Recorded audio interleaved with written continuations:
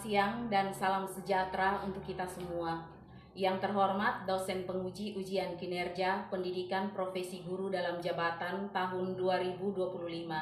Perkenalkan, nama saya Juliana Jodia Ledengongo SAG, guru pendidikan agama Katolik di SMP Negeri Liman, Kabupaten Timor Tengah Selatan. Sekaligus mahasiswa PPG dalam jabatan tahun 2025 BIT 1 pada LPTK Santo Yakobus Merauke. NIM 24890514439. Pada hari ini tanggal 9 Mei 2025, saya akan melakukan ujian kinerja mata pelajaran Pendidikan Agama Katolik kelas 8, materi Sakramen Ekaristi. Berikut video ujian kinerja saya. Selamat menyaksikan.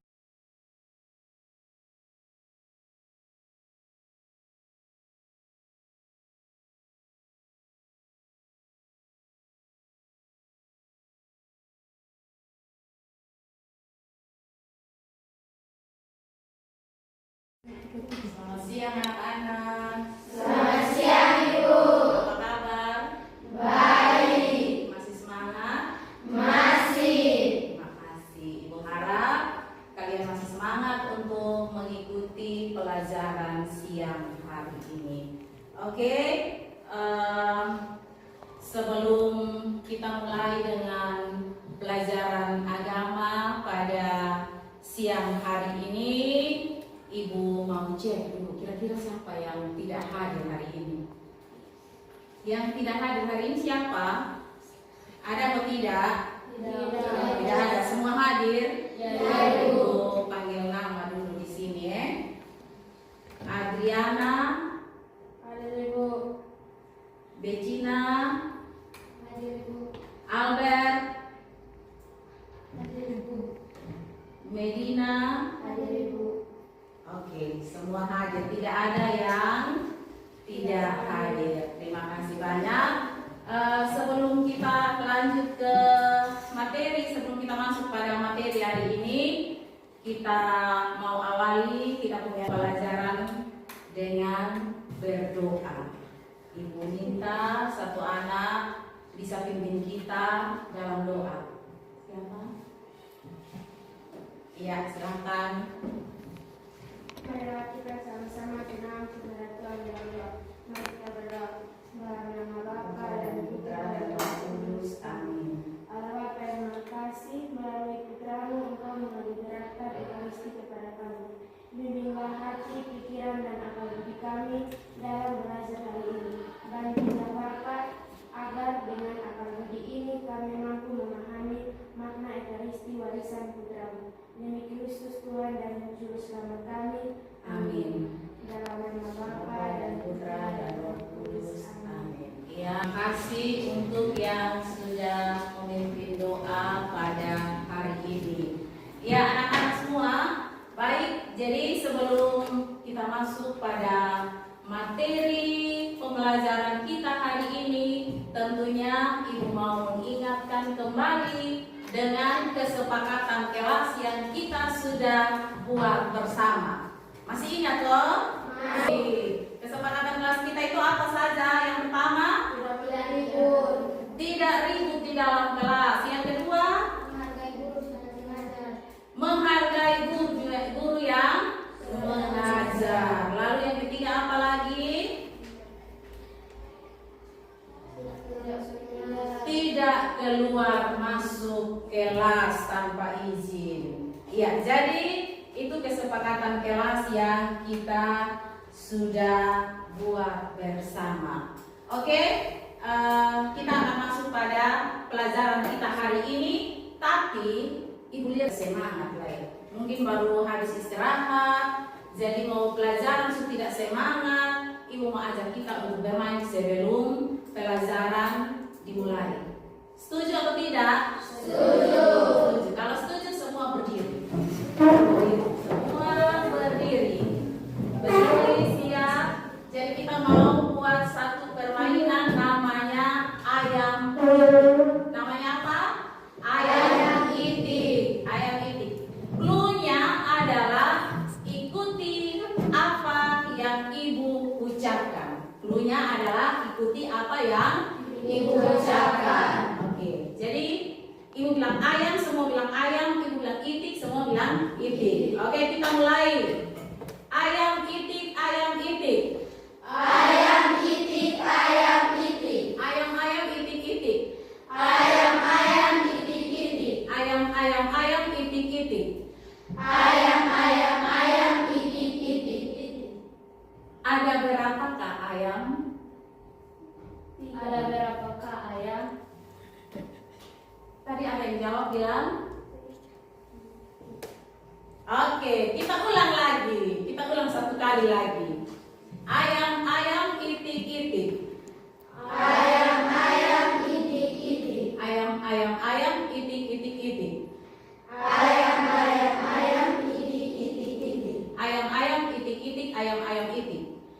Ayam ayam itik itik. Ayam ayam itik. Ada berapakah ayam? Ada berapa ayam? Iya, tepuk tangan. Ya, silakan duduk kembali. Tadi dulunya ikuti apa ya, Ibu? Ucapkan. Tadi ada yang mau jawab bilang 3. Ada yang mau bilang 3, toh? Oke, baik. Hari ini kita akan lanjut dengan kita punya materi itu tentang Sakramen Ekaristi. Tapi sebelum kita lanjut dengan materi Sakramen Ekaristi, Ibu mau tanya, siapa yang masih ingat pelajaran minggu lalu?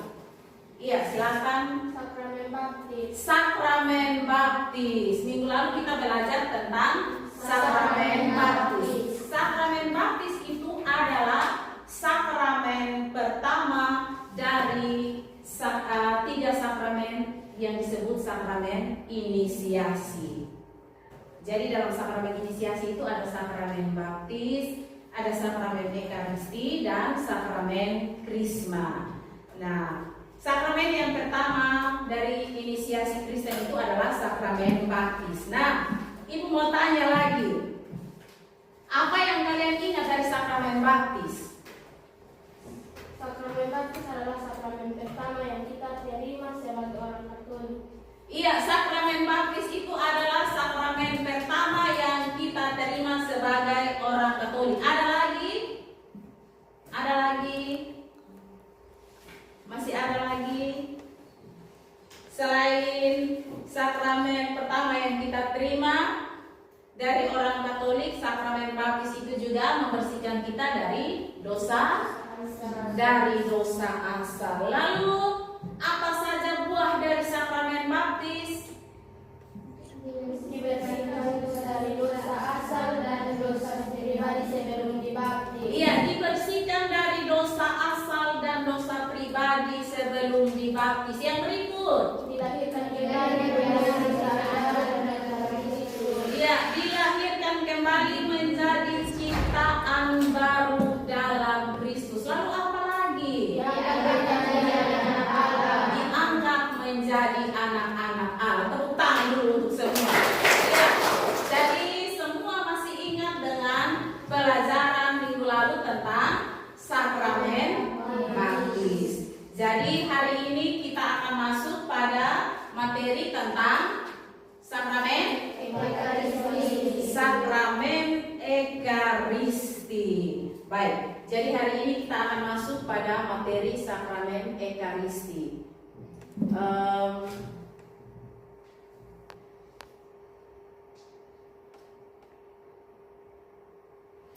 Oke, jadi di sini ada beberapa tujuan yang mau kita capai dalam pelajaran tentang sakramen Ekaristi. Tujuan yang pertama dari sakramen Ekaristi itu adalah dengan bertanya jawab, peserta didik dapat menjelaskan arti kata Ekaristi. Lalu tujuan yang kedua, melalui kegiatan dialog, peserta didik dapat menjelaskan makna bahwa Ekaristi adalah sumber dan puncak Kristiani. Lalu tujuan yang ketiga, melalui kegiatan diskusi, peserta didik dapat menjelaskan makna Ekaristi bagi hidup umat Kristiani.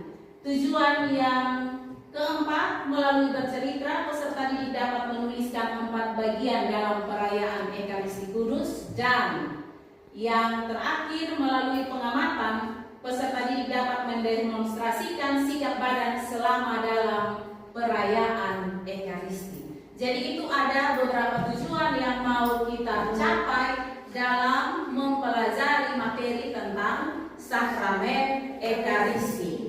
Jadi baik anak-anak, sebelum kita lanjut ke materi sakramen Ekaristi, di sini ada beberapa pertanyaan yang mau ibu pada kalian.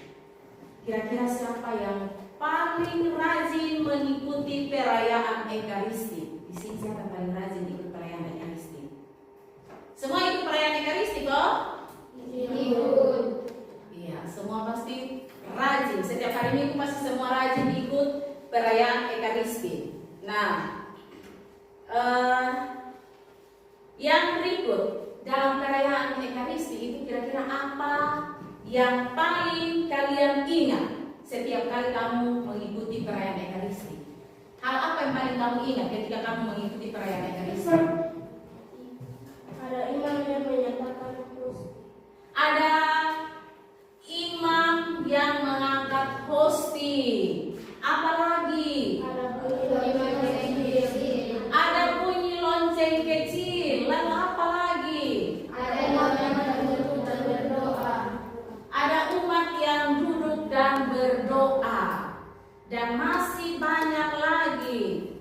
Itu adalah hal-hal yang bisa kita ingat dalam perayaan Ekaristi di gereja. Ada imam yang mengangkat roti, lalu ada juga anggur dan mengucapkan kata-kata khusus.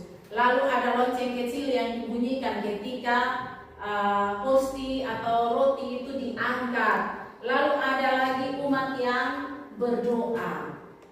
Lalu yang berikut lagi, menurut kalian mengapa roti dan anggur menjadi sangat penting dalam perayaan Ekaristi? Siapa yang bisa jawab? Ya, silakan. Roti dan anggur penting bagi umat Katolik karena merupakan lambang tubuh dan darah Kristus. Iya, roti dan anggur itu menjadi sangat penting karena merupakan lambang dari tubuh dan darah Kristus. Tepuk tangan dulu. Ada lagi, ada yang punya jawaban lain? Iya, silakan. Roti dan anggur mengingatkan akan perjalanan terakhir Yesus yang mengikuti. Roti dan anggur mengingatkan akan perjamuan terakhir antara Yesus dengan murid-muridnya. Tepuk tangan lagi. Iya, jadi itu adalah beberapa jawaban yang menurut kalian, menurut apa yang kalian ingat berkaitan dengan perayaan Ekaristi. Lalu apa yang kalian rasakan setelah menerima komuni? Ketika kalian menerima komuni itu apa yang kalian rasakan? Biasanya orang yang terima komuni itu dia merasa tenang, merasa damai. Itu kalian rasakan atau tidak? Rasakan.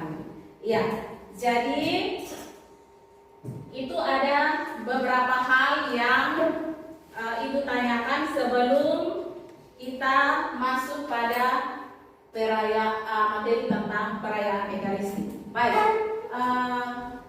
kita lihat di depan di situ sudah jelas bahwa setelah kita memahami tentang sakramen baptis sebagai langkah awal menjadi anggota gereja, sekarang Ibu minta coba kita bayangkan saat-saat di mana kita mengikuti sebuah perjamuan yang sangat istimewa. Masing-masing kita pasti pernah masuk ke tempat perjamuan yang sangat istimewa yang biasanya menghidangkan begitu banyak aneka makanan. Sekarang kita bayangkan kita ada dalam sebuah perjamuan istimewa. Nah, di dalam sebuah perjamuan biasa itu biasanya kita makan dan minum bersama untuk memelihara tubuh kita. Nah, dalam gereja Katolik itu ada sebuah sakramen yang disebut dengan sakramen Ekaristi atau disebut juga komuni kudus. Jadi dalam gereja Katolik itu ada sebuah sakramen yang disebut dengan sakramen Ekaristi atau komuni kudus. Nah, sakramen ini itu bukan hanya sekedar makan dan minum biasa, tetapi merupakan perjumpaan yang sangat istimewa dengan Tuhan Yesus. Nah, kalau kita mau ingat kembali, mungkin kita semua pernah mendengar ada yang namanya perjamuan terakhir Yesus bersama murid-muridnya sebelum ia wafat. Jadi di situ ada kata perjamuan terakhir Yesus dengan murid-muridnya sebelum ia wafat. Dalam perjamuan itu, Yesus memberikan sesuatu yang sangat istimewa kepada murid-muridnya. Jadi hari ini kita akan belajar bersama apa yang sebenarnya terjadi dalam sakramen Ekaristi. Jadi kita akan belajar bersama apa yang sebenarnya terjadi dalam sakramen Ekaristi dan bagaimana kita dapat menerima Yesus dalam sakramen ini. Kita akan mulai bersama-sama dengan belajar tentang sakramen Ekaristi. Baik, sekarang Ibu minta kalian lihat di dalam buku dan juga di dalam layar itu ada beberapa gambar.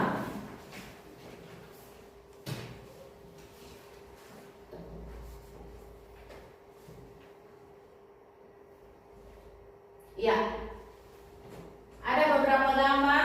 Silakan kalian amati di situ. Itu ada imam yang sedang memimpin perayaan Ekaristi. Di situ ada imam sementara mengambil cawan yang berisi air anggur dan juga ada roti atau hostia di tangannya. Jadi silakan kalian amati.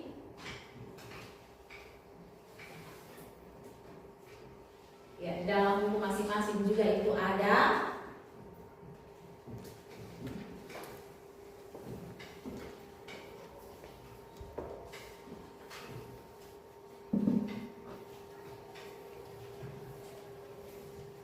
Ya, sudah? Semua sudah mengamati gambar yang ada? Sudah.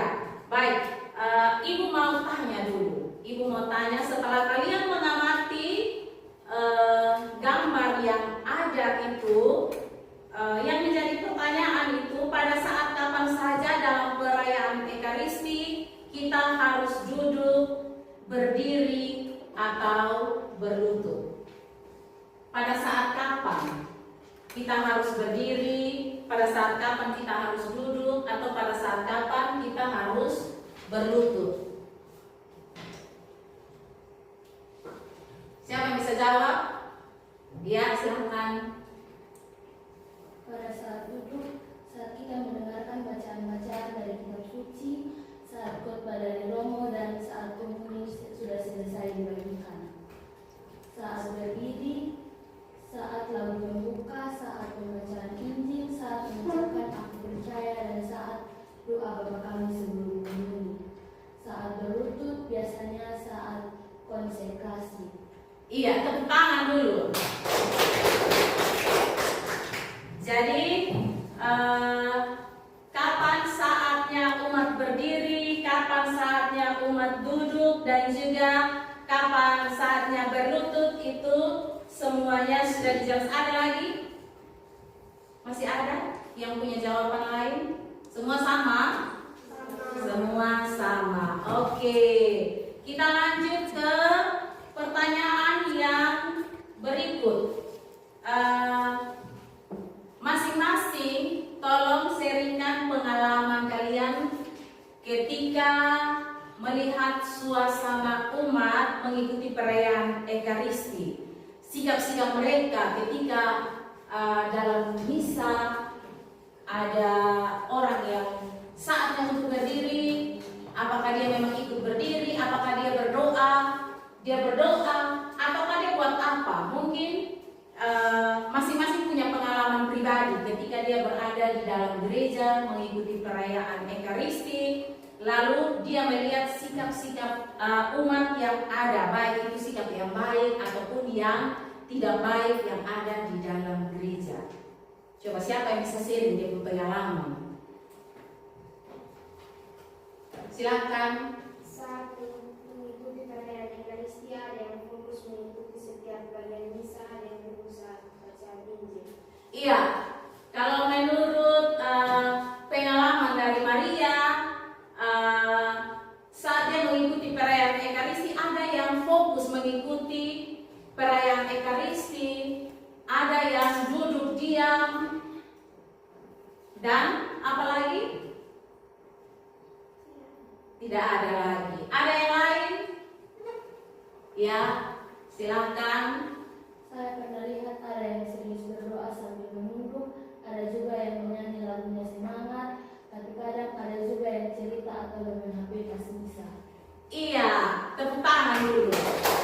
Yang lain ada atau tidak? Ada yang punya pengalaman ketika dia ikut misa, ada umat yang punya sikap yang baik atau yang tidak baik ketika mengikuti perayaan misa. Tadi ada yang punya pengalaman, dia lihat ada yang fokus ikut misa, tapi ada yang tidak.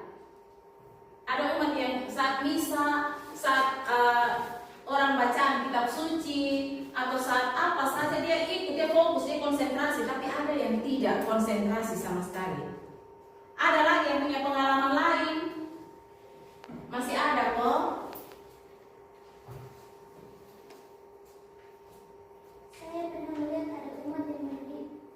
Saya pernah melihat ada umat yang berdoa sambil tutup mata, ada yang bisa saja, ada yang ikut nyanyi dengan semangat, tapi ada juga yang sepertinya bosan, dan ada yang makan permen saat misa. Iya, tepuk tangan dulu. Jadi ada teman lain lagi yang dia punya pengalaman lain, berbeda. Dia lihat ada umat yang saat misa itu dia konsentrasi, tutup mata berdoa. Tapi ada yang dia biasa-biasa saja. Ada yang dia main HP. Saat orang lain misa, dia bermain HP. Dia tidak serius. Kalau kita datang di gereja itu untuk apa? Berdoa atau mengikuti perayaan Ekaristi, berdoa secara khusyuk. Tapi ada yang dia tidak berdoa. Jadi itu sikap-sikap yang baik dan sikap-sikap yang kurang baik ketika mengikuti perayaan Ekaristi yang sudah diungkapkan oleh teman-teman. Jadi anak-anak, di situ kita bisa lihat bersama setelah kita mengamati gambar, foto, itu tadi saat kapan kita harus berdiri, saat kapan kita harus berlutut, saat kapan kita duduk, itu adalah bagian-bagian pokok yang terdiri, yang adalah termasuk susunan dalam perayaan Ekaristi. Itu adalah 4 upacara. Dia terbagi dalam 4 bagian. Yang pertama itu, jadi tata perayaan Ekaristi itu secara garis besar itu dia menjadi 2 bagian besar. Ada liturgi sabda, lalu ada liturgi Ekaristi. Nah, yang pertama itu kita mau lihat urutan-urutan dalam perayaan Ekaristi. Itu dia terbagi dalam ritus pembuka. Ritus pembuka itu mulai dari perarakan masuk. Perarakan masuk, lalu salam, lalu tobat, ada kemuliaan dan doa pembuka. Lalu diikuti dengan liturgi sabda. Kalau sudah masuk pada liturgi sabda, itu dimulai dengan bacaan pertama. Nah, bacaan pertama itu biasanya diambil dari Perjanjian Lama atau dari Kisah Para Rasul atau dari surat-surat para rasul. Nah, pada saat bacaan pertama itu umat bisa duduk, umat mendengarkan sambil duduk. Lalu dilanjutkan dengan Mazmur tanggapan. Setelah Mazmur tanggapan, masuk lagi pada bacaan kedua, itu diambil dari surat-surat para rasul.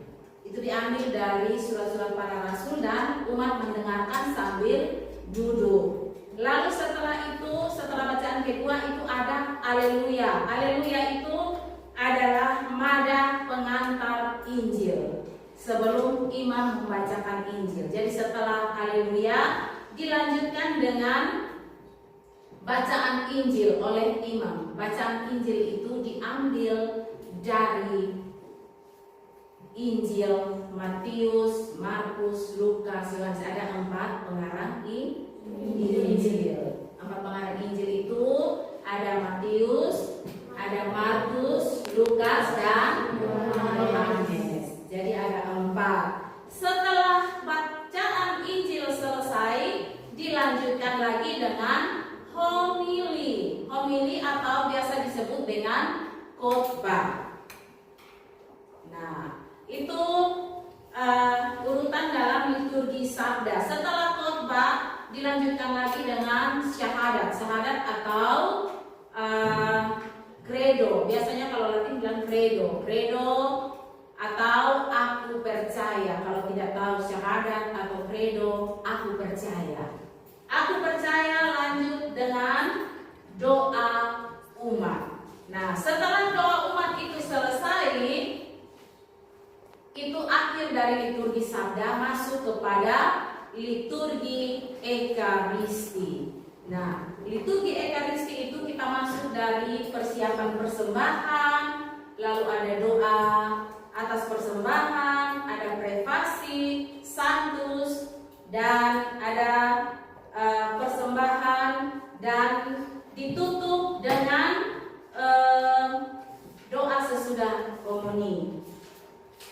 Dan selanjutnya itu masuk pada ritus penutup. Itu ada pengumuman, ada berkat, ada pemutusan, dan perarahan keluar.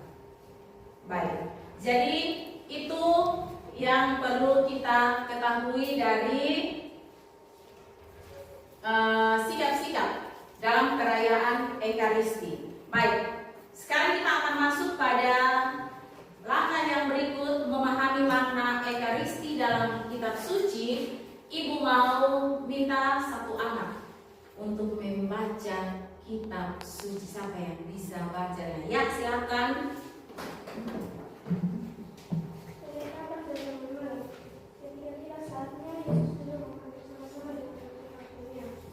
Katanya kepada mereka, aku sangat rindu makan Paskah ini bersama-sama dengan kamu sebelum aku menderita. Sebab aku berkata kepadamu, aku tidak akan menggunakan minum lagi sampai ia beroleh kenikmatannya dalam kerajaan Allah. Kemudian ia mengambil sebuah cawan, mengucapkan syukur lalu berkata, ambillah ini dan bagikanlah di antara kamu, sebab aku berkata kepada kamu, mulai dari sekarang ini aku tidak akan minum lagi hasil pokok anggur sampai kerajaan Allah telah datang. Lalu ia mengambil roti, mengucapkan syukur, memecahkannya dan memberikannya kepada mereka. Katanya, inilah tubuhku yang diserahkan bagi kamu, perbuatan ini menjadi peringatan akan aku. Demikian juga dibuatnya dengan cara sesudah makan. Ia berkata, cawan ini adalah perjanjian baru oleh darahku yang ditumpahkan bagi kamu. Tetapi lihat, tangan orang yang menyerahkan aku ada bersama dengan aku di meja ini. Sebab anak manusia memang akan pergi seperti yang telah ditetapkan, akan tetapi celakalah orang yang dengannya diserahkan. Lalu mereka mempersoalkan siapa di antara mereka yang akan berbuat demikian. Ya, terima kasih. Baik, kita sudah mendengarkan bersama-sama bacaan kitab suci yang diambil dari Injil Lukas, pasal yang keberapa itu? 22 ayat 14 sampai 23. Dia tentang penetapan perjamuan malam. Baik, sekarang Ibu minta kalian duduk dalam kelompok yang sudah dibagikan. Silakan duduk dalam kelompok. Silakan.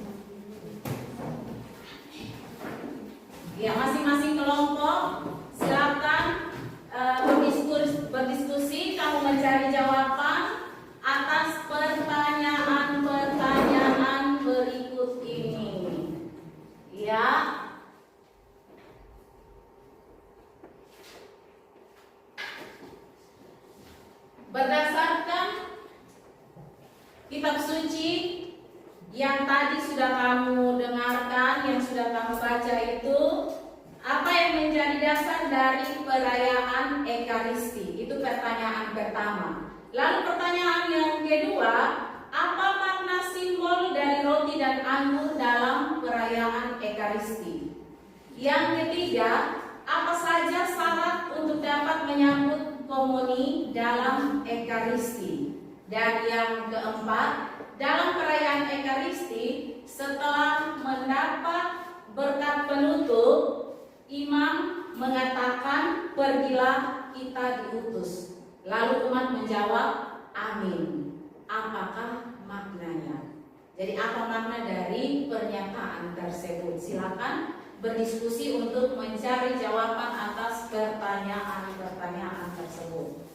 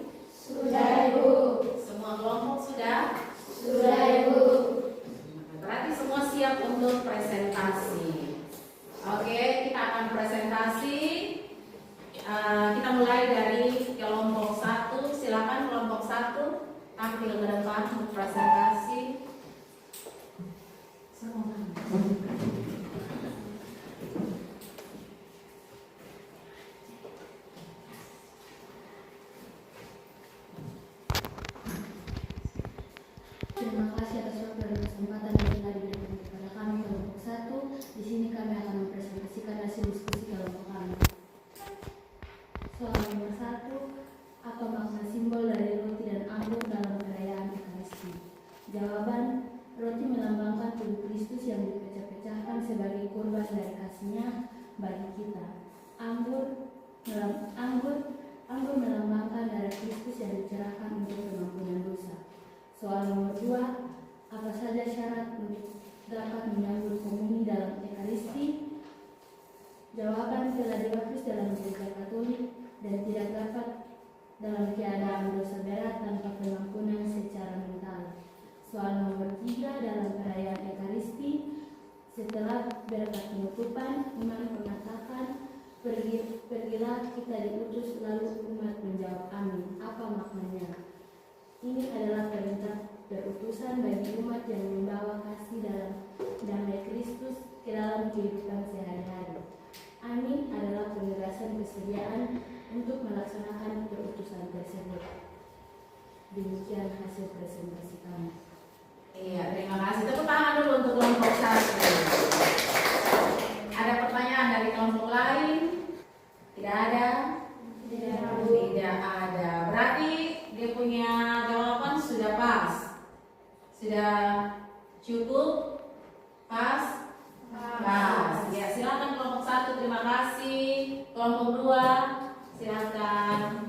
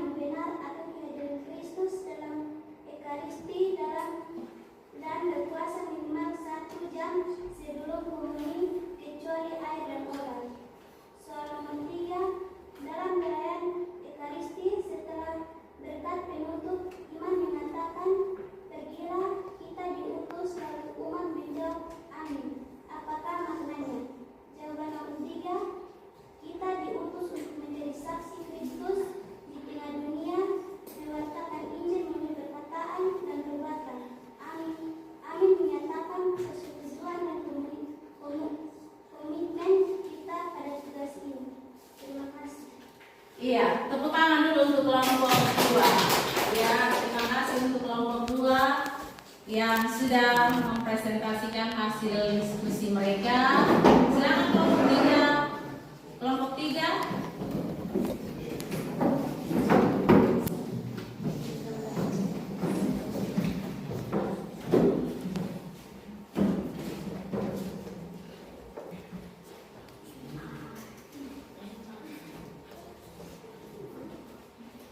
Terima kasih atas waktu dan kesempatan yang diberikan kepada kami kelompok 3. Sekarang kami akan mempresentasikan hasil diskusi kelompok kami. Soal nomor 1, apa makna simbol dari roti dan anggur dalam perayaan Ekaristi? Jawaban, roti mengingatkan kita akan perjamuan terakhir Yesus bersama murid-muridnya. Anggur mengingatkan kita akan perjanjian baru yang dimeteraikan oleh darahnya. Soal nomor 2, apa saja syarat untuk dapat menyambut komuni dalam Ekaristi? Jawaban, berusaha hidup sesuai dengan ajaran Kristus dan memiliki niat yang baik untuk menerima tubuh dan darahnya. Soal nomor 3, dalam perayaan Ekaristi, setelah berkat penutup, imam mengatakan, pergilah kita diutus. Lalu umat menjawab, amin. Apa maknanya? Jawaban, perayaan Ekaristi tidak berakhir di gereja, tetapi berlanjut dalam tindakan nyata kita di masyarakat. Amin adalah janji untuk menghidupi nilai-nilai Ekaristi di luar gereja. Sekian dan terima kasih. Iya, tepuk tangan untuk kelompok 3. Ya, silakan kembali ke tempat duduk. Kelompok 4, silakan.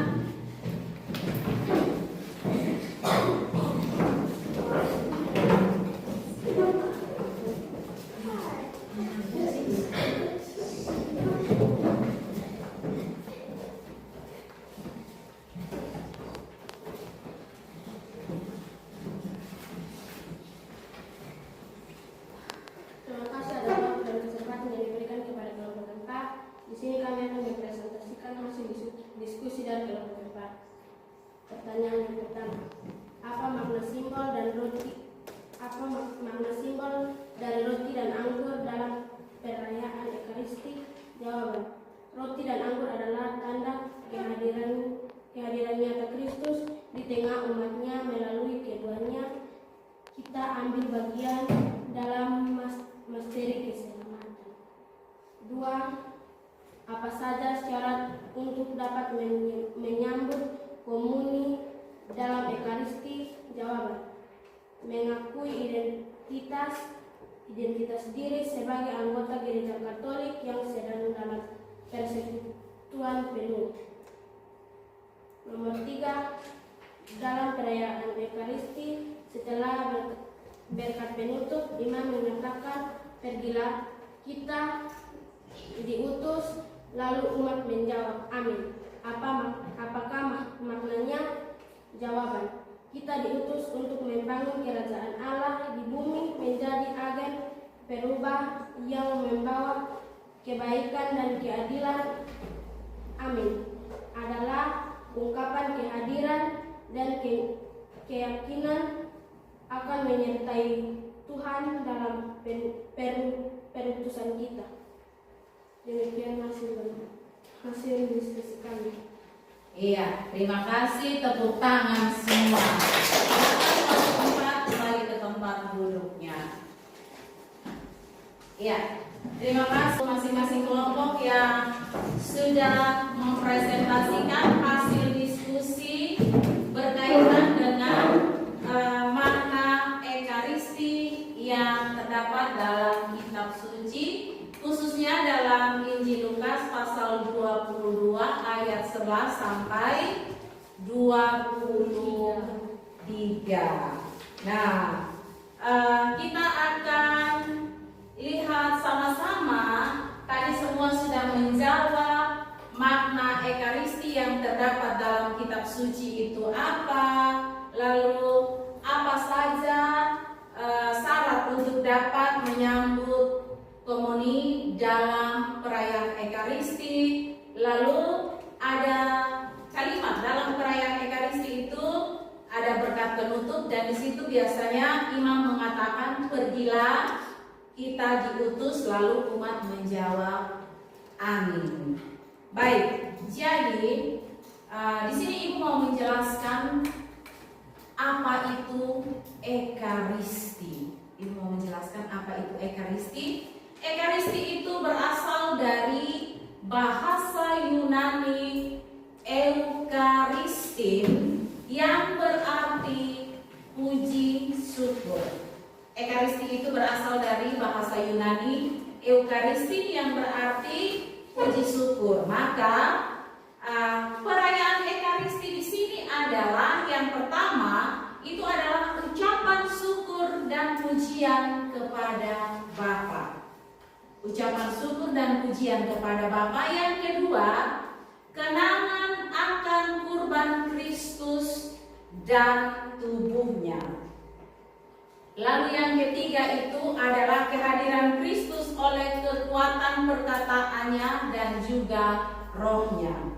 Jadi dasar dari sakramen Ekaristi itu adalah peristiwa perjamuan malam terakhir Yesus dengan murid-muridnya pada malam sebelum ia ditangkap dan disalibkan.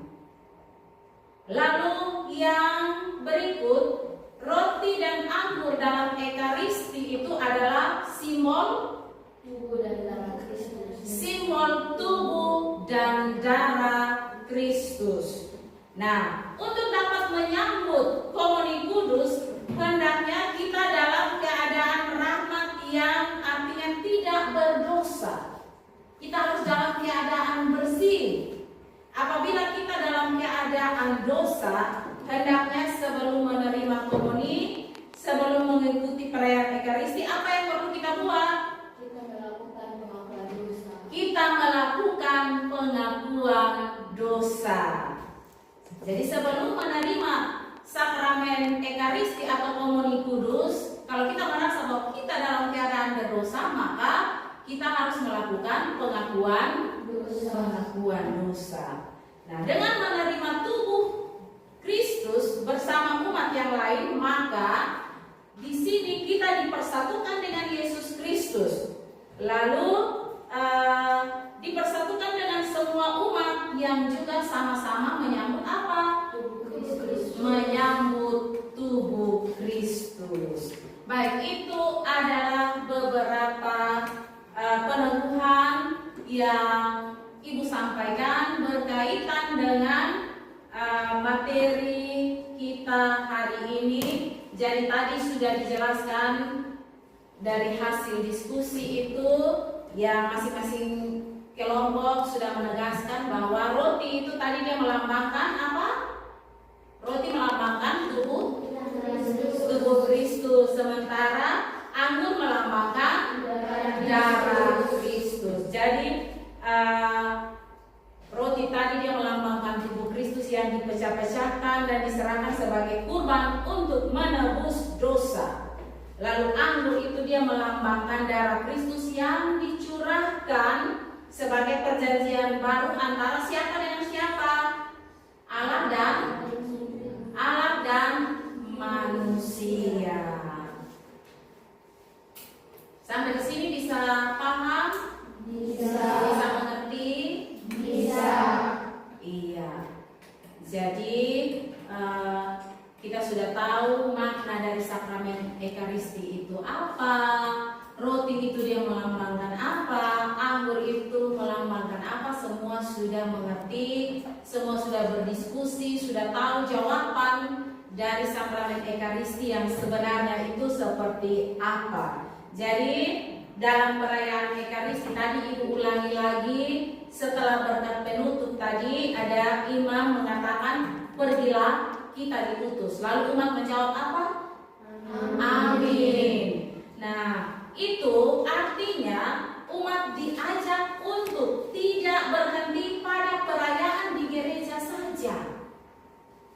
Jadi pergilah kita diutus. Artinya kita tidak hanya berhenti hanya di gereja saja, tetapi kita kembali ke kehidupan kita sehari-hari, di tengah keluarga, di tengah pekerjaan, di tengah masyarakat. Di situ kita diutus. Umat diingatkan bahwa mereka memiliki misi tersendiri. Mereka memiliki misi atau juga disebut dengan tugas perutusan dari Kristus. Jadi setelah kita dapat berkat penutup itu, kita diberi tugas. Kita diberi tugas kembali ke keluarga, kembali ke masyarakat, kembali ke lingkungan pekerjaan kita untuk mewartakan kasih dan kebaikan Allah yang telah mereka terima.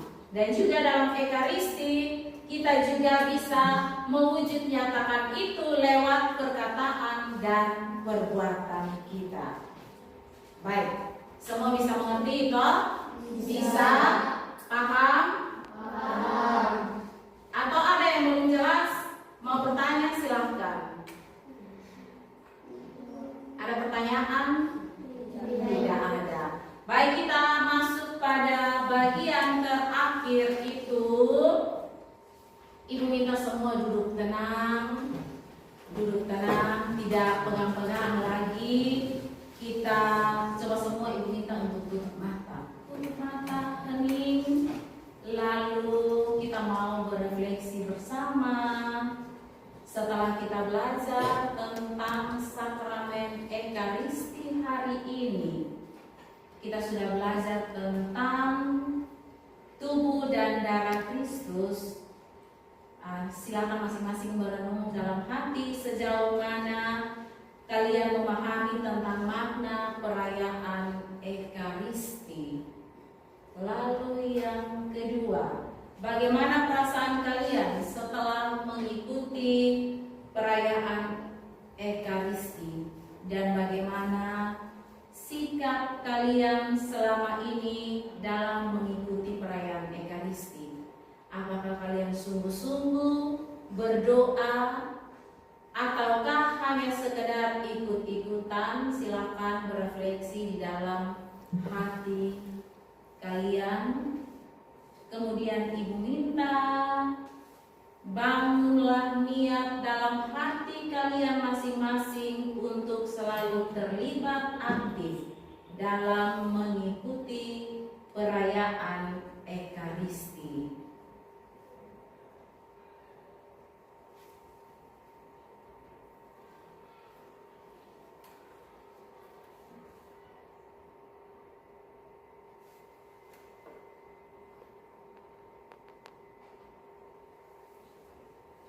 Ya, hasil refleksinya nanti Ibu minta kalian tulis niat itu di dalam buku catatan masing-masing. Lalu minta orang tua untuk tanda tangan. Bisa? Bisa? Bisa. Oke, dengan demikian materi kita hari ini tentang sakramen Ekaristi telah selesai. Dan sebagai informasi, minggu depan kita akan belajar tentang sakramen penguatan atau yang biasa disebut dengan sakramen Krisma. Ya, sakramen penguatan atau sakramen Krisma. Jadi silakan kamu cari hal-hal yang materi-materi yang berkaitan dengan sakramen Krisma. Baik, itu saja yang Ibu sampaikan. Dari tugas tadi itu silakan catat refleksi yang sudah Ibu sampaikan, tanda tangan orang tua. Bisa toh? Bisa. Oke, bisa. Sekarang Ibu minta satu orang untuk menutup pelajaran hari ini dengan doa. Silakan yang bertugas. Kita semua berdiri. Berdiri.